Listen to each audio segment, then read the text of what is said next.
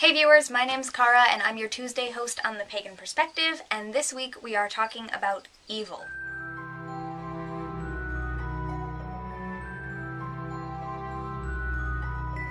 First, I would like to apologize for missing last week's topic. I was in the middle of finals week and I didn't let the subs know until very late in the day that I wasn't going to be able to do the video, so that is my bad.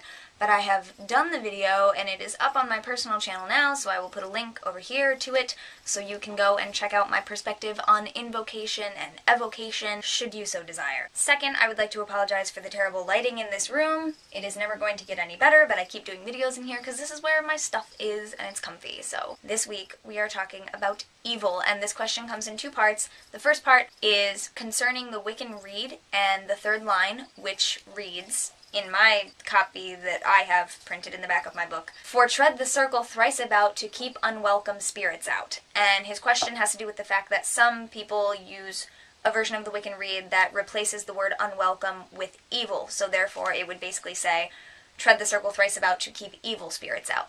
And his question is, which version is more reliable, if either? Which do we view as more accurate, and do we see a problem with using the wording evil spirits that we prefer unwelcome, or just is there any significance in this difference to us? And then the second part of the question came from a user on Facebook, and their question was, what is evil? In general, just what is evil? What does it mean to us? What do we think it is?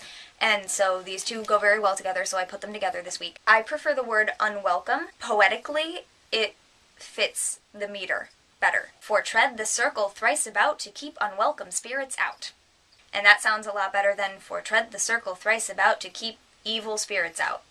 It's missing a foot. If you know anything about metered poetry, there is a bit missing there. And so, for me, unwelcome, having the extra syllable, it flows better. And that's why I like it better. It sounds better.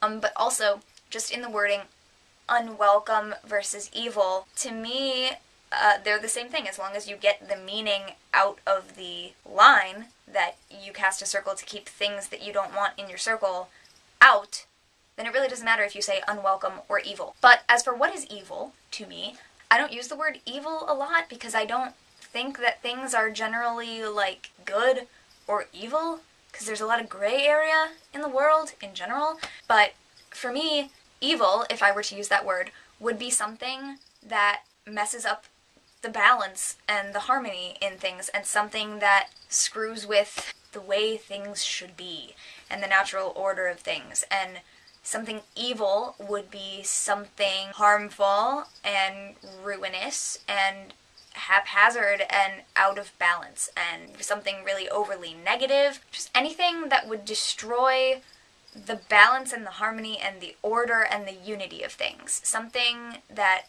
throws everything out of whack. And it seems weird to use the word evil as that, because evil has such a heavy connotation in our society now. But to me, that would be evil. It's anything that would destroy happiness and balance and harmony and destroy the nature of things and how things should be. That's evil. And that's a terrible thing. What is the opposite of evil? We always say good and evil, but it's also good and bad. Is it like holy and evil?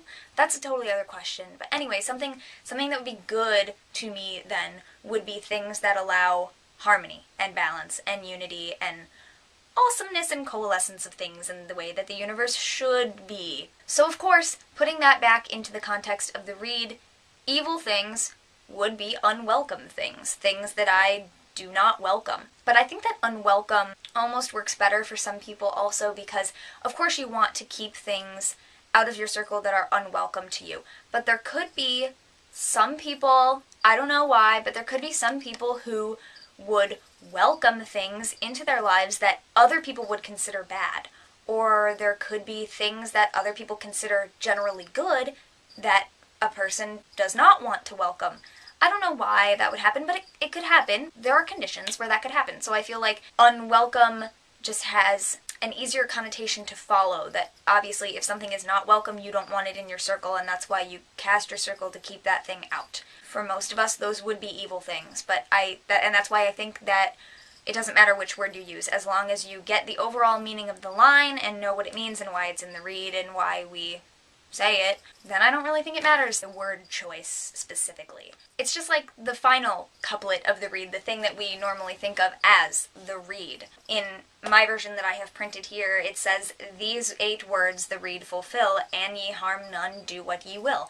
And there are countless other versions of that. There's 8 words the Wiccan read fulfill, "If ye harm none," or "if it harm none," "do what ye will," "do as ye will," "do as thou wilt," "thou," "ye," "will," "wilt," "an," "if," "and," "evil," "unwelcome," is all the same thing, you see? Is all the same. Just depend on what you think it means. As long as you get meaning out of it, that is the important thing. Do not ask why I suddenly have an accent. It fit in my mind. But yes, I think it does not matter what word you use, as long as you know what it means. Okay, so that's my video for this week on evil. Thank you very much for watching, and I will see you in 2 weeks, because next week is a subs week, and they are going to be talking about Beltane. So thank you very much for watching. I will see you later, and blessed be.